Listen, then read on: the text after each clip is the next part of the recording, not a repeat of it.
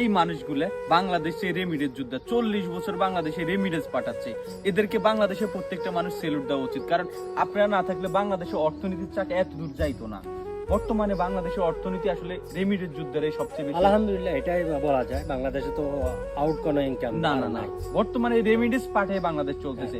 কখনো আক্ষেপ হয় কিনা এই যে বাংলাদেশে যারা সরকারি চাকরি করে তারা 20,000 টাকা স্যালারি পায়, কিন্তু 20 বছর পরে তারা একটা পেনশনই পায়।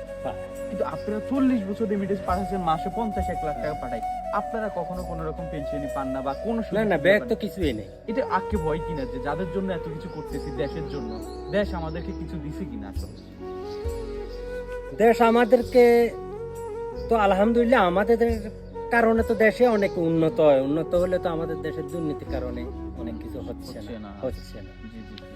আবার দুর্নীতির কারণে না হলে অনেক কিছু হতো, অনেক কিছু হওয়ার কথা। হতো। আলহামদুলিল্লাহ।